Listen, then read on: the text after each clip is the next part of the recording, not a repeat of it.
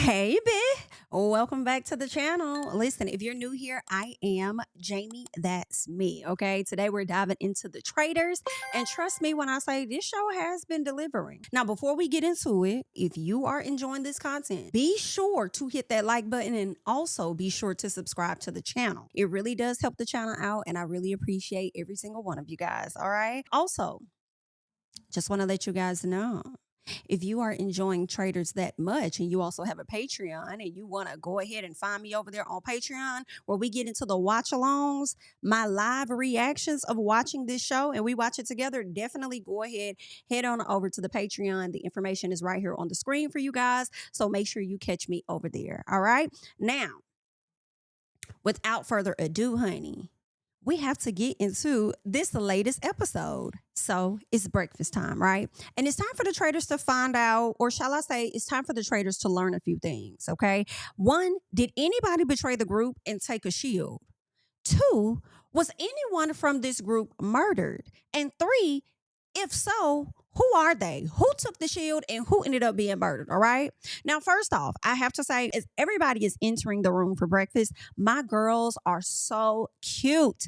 My Cher and Dion, yes. When I say I absolutely love their attire, I love it. Lisa is bummed out about Michael being out of the house because unfortunately for her, she can no longer use him as a distraction. None of the Traitors can. For their game, it sucks. But they're going to find somebody else, I'm sure, just get them enough time. Now, it's down to the wire when it comes down to everybody that's entering the room. So they're trying to figure out who could have potentially left. Of course, a lot of us believe that Colton could have taken the shield. He was thinking about it. We all know that Jam, every time Jam sees a shield, he wants to take it. Okay. But fortunately for him, Colton, Dorinda, and Jam, I do also believe it was Eric as well that entered the room finally. And that's when we learned that everybody was safe because nobody took a shield. Now, I just knew Colton would have been one of the ones, but at the same time, some part of me was like, Colton kind of gives that he's entertaining. And unfortunately, whether we hate him or not, we have to have a villain. He's going to be around a tad bit longer. So seeing him come through the door first, before everybody else in that last group, I said, I'm not surprised. I figured. Anyway, that's what's going on. Now, the Traitors were told about the shields the night before. Alan came into the turret. He let them know, hey, just want to inform you guys, there will be no murder on tonight because nobody took a shield. Now, I will say, I kind of like that no murder was being committed because I started to think that the Traitors were going to make a decision. And then once they made that decision, they were going to find out the next morning, hey, the person you thought that you murdered didn't get murdered. Why? Because they were protected because of the shield, right? So I was kind of glad that it did not play out that way. And it was just more so, hey, just want to let you guys know it's not going to happen. Not on tonight. But honestly, Alan, you really could have saved them some time. You really could have told them this ahead of time to where they didn't even have to enter the turret to begin with. Either way, it is what it is. Now, later on at breakfast, Colton asked Dorinda how she feels about Miss Lisa Rinna. She didn't really say much, but he tells her, listen, I just want you to observe because I know that you're loyal to her, but you got those blinders on. Colton says his gut is telling him that it's Lisa, but after he played himself with Tiffany, he has to watch his game. And I'm kind of like, did your gut tell you that it was Tiffany the last time? And if it did, I mean, your gut is telling you right this time, okay? But because it's you, I feel away. Either way, later on in the kitchen, we see where Lisa, Colton, Steven, Candiace, they were all just discussing who they are going to be going for at the round table. And everybody is pretty much sold on Ron. But then Colton says that, I'm not so sure. I don't know if it's actually Ron. So he's now afraid that Ron may stand up at the front and say, hey guys, I'm a faithful and I've been a faithful this whole time. Now, I find that to be very interesting because I'm like, Colton, honey, now you care. Now you care. Now you care about the wrong people being banished. Oh my, I guess. Either way, Rob is taking out the time to get to know Ron. While they're over there deciding on whether they're going to get rid of Ron, Rob is getting to know Ron. And Ron truly believes that his time has come for him to be banished. And you can kind of see it in Rob's face. Rob kind of feels a little bad, but Rob goes on to ask him like, hey, has anybody mentioned my name? And Ron is like, well, no, I haven't heard that. He said, oh, okay. I think a lot of people just think that I'm some dumb guy from Alabama. And I'm like, Rob, what the fuck are you doing? Rob, what are you doing? Like, sir, let's not give Ron any bright ideas because we already know how Ron gets down when he thinks that he knows who's the traitor. Okay? Let's not give him any bright ideas. Like, what? I will say though, after we see that Rob has had this conversation with Ron, he's starting to have a soft spot for him. And in my head, I kind of like this a little bit for Ron because you guys know I do feel a little bit bad with how everybody else is showing up with Ron in these different scenes, right? Mark, Johnny, Kristen, Maura, and Tara, they all are considering teaming up so that they can control the banishment at the round table. Now, I think this is a great idea, but it also could be a bad idea at a later time. But I'm liking this idea mainly because they're going after Colton. So Kristen and Mark are zoning in on Colton. Johnny thinks that he has a team, right? And everybody currently in the room is going to go along with voting for Colton. He says, listen, we just need to get a few more people. If we get 8 people, then hey, we can control the vote at banishment. So we need to get Steven, Candiace, and Rob all on board. Well, that's real interesting because one, of course, Candiace and Rob, they are traitors, and Johnny is believing that they are faithfuls, of course, and he thinks that these are the faithfuls, right? In my head, I'm like, this isn't going to work because I don't see Candiace changing her vote. I think Candiace should stick with what makes sense for her over the past few weeks, which is, or the past few days, let them tell it, which would be Ron. It sucks, but to save my girl Candiace, we got to go with Ron yet again. So I don't see her switching up. Now, Colton pulls Natalie to the side and says, this stays between us. Okay, Colton. He tells her his theory on Lisa and says that he also wants to start watching those that are defending Lisa. So let's watch them as well, he says. Let's see what they say and let's clock that. Colton, you seem to come for women week after week, and I'm about tired of it. I'm not gonna lie. And why are you sitting over here telling Miss Natalie, oh, let's keep this between us. Let's keep this between us. When you've already shared your thoughts in the previous episode to a host of other people. So why are you saying keep this between us? Oh, I got it. The reason why he keeps saying this is because he wants to shock Lisa the same way he did Tiffany. He wants that wow factor. And I can't get with Colton. I cannot get with Colton. I can't. I also want to say in this moment for me is when I realized that Rob, Eric, Steven, and Colton, as well as a little piece of Natalie, they all have an alliance to each other. There was a time where Eric went into the room and they were trying to convert Eric into voting for Colton. And his facial expressions for me kind of gave like, whoa, what? You want me to vote for the guy that I have a strong alliance with?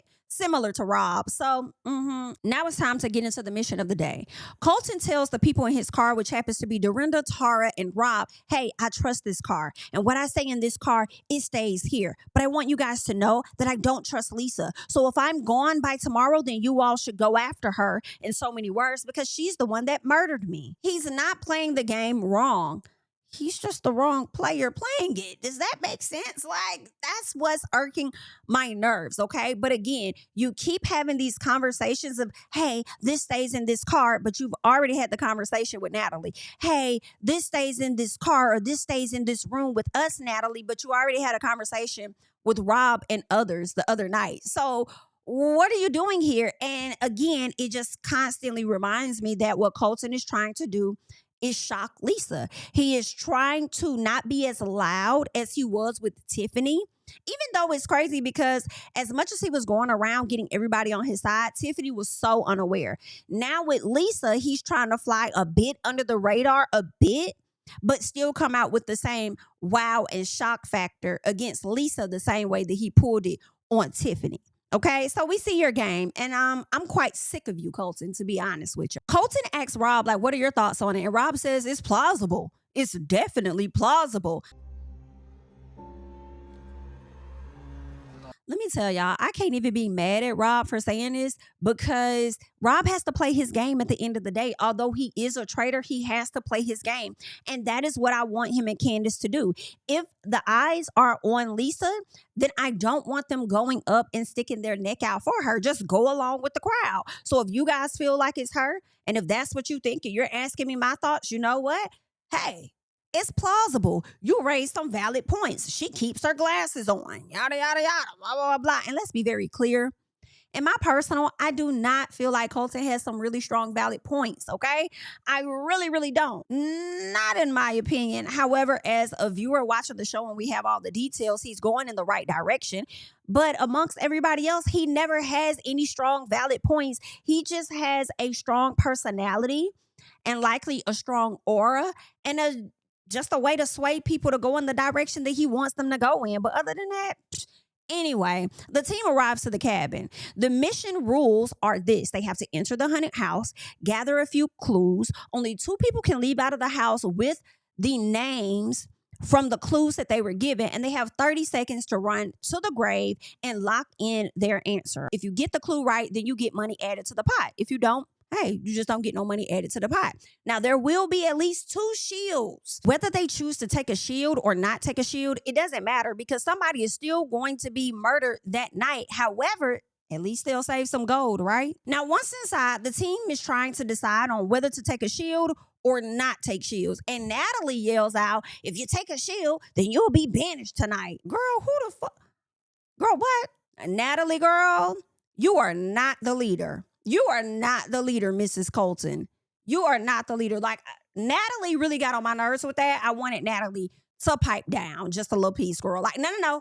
Pipe down, love, just a little piece. Now, I won't get into too much of the details about this game, but just know that unfortunately for Tara and Candiace, my share, and Dion, they ran outside. They had the wrong name, thanks to Jam Jam, and they did not win the team any money. They did not add any money to the pot, unfortunately. However, all of the other clues that they had, everything panned out. They had the right names, the right dates, all of that, and they did win the money. Nobody at the end of the game ended up taking the shield, so nobody is protected. They did save money in the pot, and also it looks like the Traitors have free reign to kill whoever they want tonight. Now, can I also say this, though? Child, you couldn't pay me. I would have took a shield. If I was Jam Jam, I would have took a shield. But also at the same time, Jam Jam, as much as he wanted a shield during that game and Maura didn't, it was also kind of like, nobody's really gunning for you anyway. So why would you take the shield? Nobody's really gunning for you, but you just never know how the tide turns once you get to the round table. And because you don't know how the tides turn when you get to the round table, who's to say that anybody was going to stick by what Natalie said? If Colton would have took a shield, Mrs. You'll get banished tonight, then guess what? Y'all would not have kicked him out. Y'all would not have kicked him out. Y'all do whatever he says. Y'all go along with all of his plays. So if anybody could have took a shield, it would have been Colton. But in all honesty, I think somebody else should have called her bluff because the way things happen at their round table, they would not have banished. They absolutely would not have banished the person that took the shield. Now we're back at the castle and we see Johnny and Mark having a conversation where Mark is telling Johnny, like, listen, I think it's still going to be on Ron to be banished tonight. And Johnny is like, no. I still think it's Colton. I think Colton is more dangerous. And because of that, we need to round our troops up quickly before he hears what our plan is. Let's get this together. And I said, I love the fact that Johnny wants to blindside Colton, like Colton has done to Tiffany and how Colton is trying to do to Lisa Rinna. Make no mistakes, I really don't care if Lisa is banished from the castle. I just want to make sure that Rob and Candiace stay in the game as long as possible because I am enjoying them as traitors. And I've been enjoying Lisa Rinna too. But if I had to choose a traitor to go, it's going to be Lisa Rinna. You can go first. Now, Rob, Candiace, Lisa, Steven, and Eric, they're pretty much, I believe they were in the kitchen and they're discussing the round table and Ron being banished. And Candiace is still focused on Ron. But Rob says, I don't know anymore. No. I had a chance to talk to him. I looked him in his eyes. I asked him questions and stuff. And to me, Ron is not really giving traitor to me. So I can't say that. And I said, very interesting to hear this. The reason it's very interesting to hear, not so much is because Rob is starting to change his mind and he's kind of going against the Traitors and the group just a bit, but it's more so the fact that Ron just had a conversation with Dorinda not too long ago where he told her he didn't want to develop the closeness with her or anybody else because it could have a bias on his vote. And now here we are looking at Rob having a bias on his vote after he took the time out to get to know more about Ron. I thought that right there was very interesting. Now, later on, we see Mark, Johnny, Maura, Kristen, Tara, and Eric. They're all sitting around trying to figure out these votes. And more so, they drug Eric into the room, right? So that they can let him know, like, hey, we want to vote for Colton. And this is where Eric kind of gave like this weird reaction. So next thing you know, we see where Rob comes into the room and Rob is like, oh, wow. Rob gave the words that match the reaction to Eric's face, where Rob says, oh my God, I feel like we're doing the same thing. So he repeats what Candiace has been saying. We're changing the vote. When we all zone in on one person, we're now changing the vote. And when we change the vote, what happens? We lose, right? So that is what Rob is saying. But the fact that Rob came into the room and said that, and Eric had the reaction that he had, it all came to me that I felt like Colton, Steven, Eric, and Rob are all in an alliance together. Rob has been the only one to be vocal about his so far that production has allowed us to see. And I think that the goal is to likely probably kick off the ladies from the show. That's kind of what it's given. That's what I'm thinking. Y'all leave your thoughts and comments on all of that down below. Now, at some point, we do see where Colton decides to pull Lisa for a chat. I think in this moment, Colton is realizing finally that, oh my God, are they having conversations about me? Because everybody is grouped up. I can't find anybody. But let me see if I can find Lisa, since if they're coming for me, maybe I could get her to protect me or something. I don't know. Colton pulls Lisa for a chat. He wants her to work with him in an effort to protect himself throughout this game. And I thought that was really funny. Boy, if you don't... I don't know why he thinks this is going to work, but he wants to hold the traitor hostage, so he's going to attempt to do whatever he can. So he tells her that he wants to win this thing with her and tells her that he will protect her at the round table. And she's looking like, boy, what? You want to do what? Like, you want to win it with me? Oh, that's interesting. But do you guys hear the audacity in his voice? Do you hear the audacity in his words? Do you see his audacity? It's the audacity for me because he truly believes that he holds all the power and that he has everybody else under his thumb. The fact that he believes that he can sway everybody else's vote just to protect her at the round table is insane to me. That is what Colton thrives off of: power, manipulation, control, and having his way. That's what it is. But also at the same time, frightened enough because there is an aspect that he does not control. And if he believes that Lisa is the traitor, she could get rid of him. So he may control the round table, but she kind of controls the game just a bit. That's what's going on with Colton. It's really given to me that Colton is the traitor's swindler. That's how I'm looking at Colton. I can't stand it. I cannot stand it, the audacity. Meanwhile, you have Lisa over here playing dumb. She's playing confused and not standing down with whatever it is that he's talking about, not being convinced by him. And I love it. I'm so glad she did not let her guard down at any moment. She knew that he was trying to play her. She's like, I see right through you. I see your game. I am sick of you. You have to go. Girl, I think it's going to be tough to get him out. I think we're going to have to deal with Colton at least 2 more weeks. At least 2 more weeks, maybe 3. I don't want to see him make it to the end at all. But let's talk about the round table real quick. Can we get into the round table? Because everybody was so quiet when it's time to talk. I was waiting on Colton to lead the group, lead the class like he always does. And we had to have Ron. Ron was the person that had to speak up. Anyone got anything? So Mark begins to speak on Ron and how Ron was able to sway the group's vote from Donna to Porsha. But then he also calls out Colton for doing the same thing with Tiffany. And he leaves the floor open for them to speak their piece. So Ron says, we've all made mistakes here, and I don't think we all have put in a correct vote every single time. Yet I'm the one put in a position to defend myself. I said, oh, yes, Ron. You better come on, Ron. Come on, Ron. You better come on, Ron. So Colton tells Ron, well, banishing you tonight, it'll give us answers. And I'm over here like, now look at this. Look at Mr. I don't want to vote for Ron because I don't think he's a traitor. If he stands up to the front and tells us if he's a faithful, then oh my God. And now here you are ready to vote for Ron and saying, oh, it'll give us answers. Why don't nobody catch this flip-flop when it comes to Colton? But you guys notice it on everybody else. It's so annoying. So Ron says, do you feel the need to do it? Because you've gotten it wrong more than me. Ooh. I couldn't do nothing but clap for him. I was so happy. I said, you better come on, Ron. You better come on. Ron was going in. I said, chew him, Ron. Chew him. You better step into the ring, Ron. So Colton says, with who? Tiffany, Porsha? Ron says, yeah, and Michael. But because we don't like Michael, we don't count it. But because we love Porsha, we're still on me. And I don't feel that's fair. I said, baby, listen, he's speaking nothing but facts. He's not wrong. And the sad part about it is that he really described, in my personal, the Bravo fan base. We don't like to acknowledge the behavior of a person that we like, right?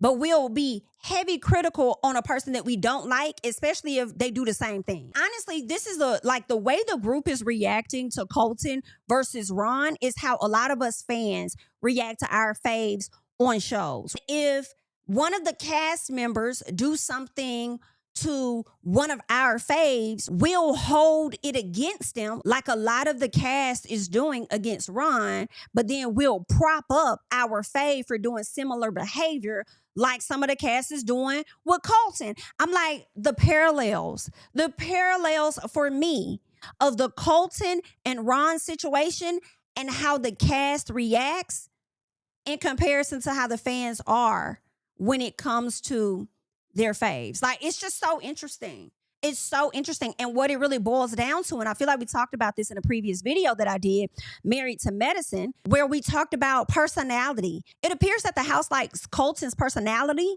more than they like Ron's. And that's going to get you very far in this reality world, it appears.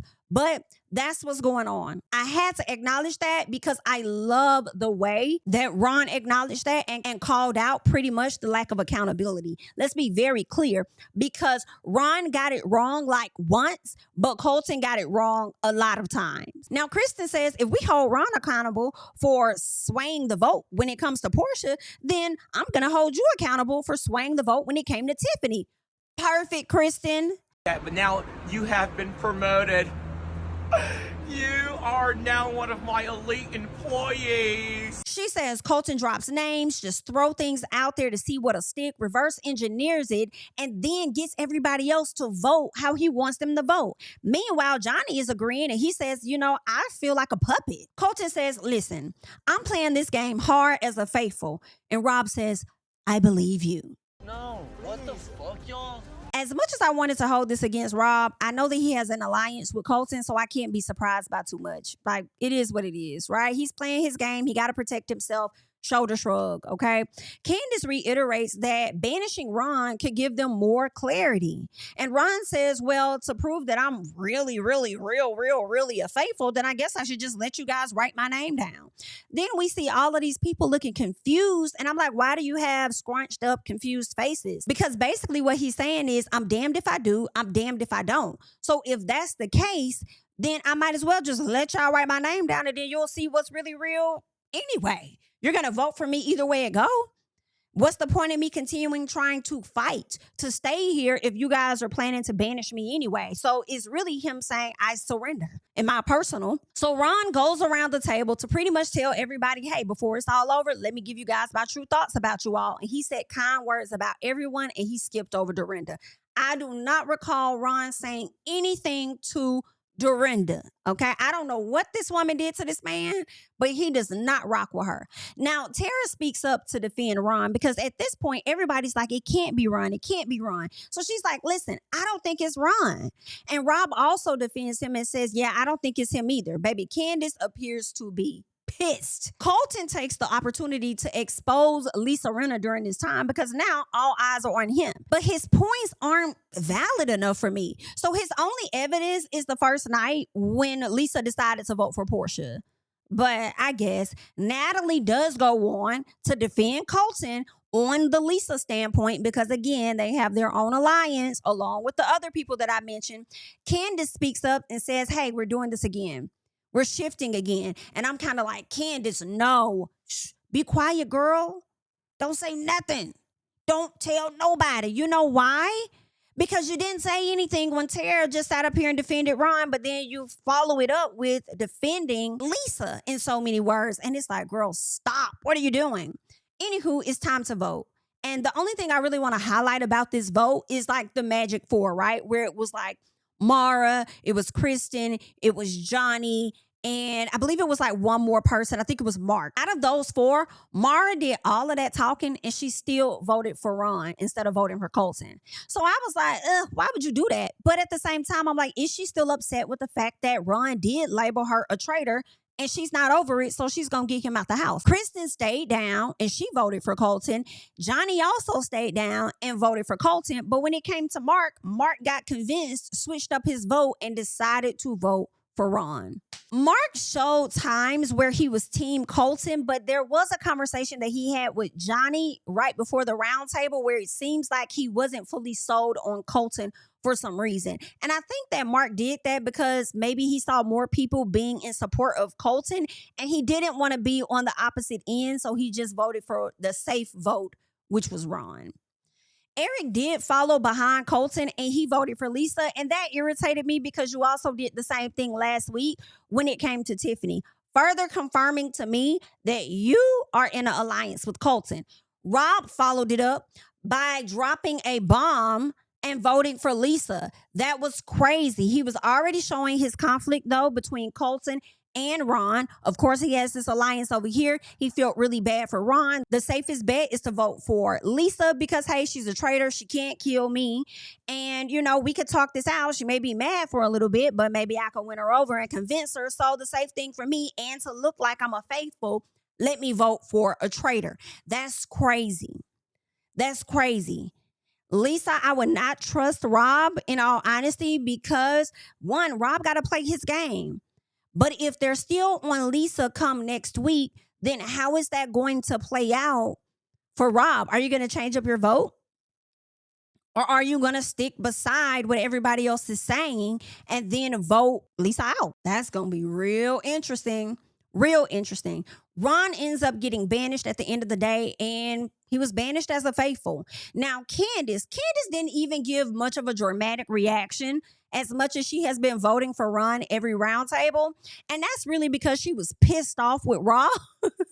She was pissed off with Rob, okay? And she just stared at him. And Rob really couldn't even look her in his eyes because he knew that he betrayed them. He knew that.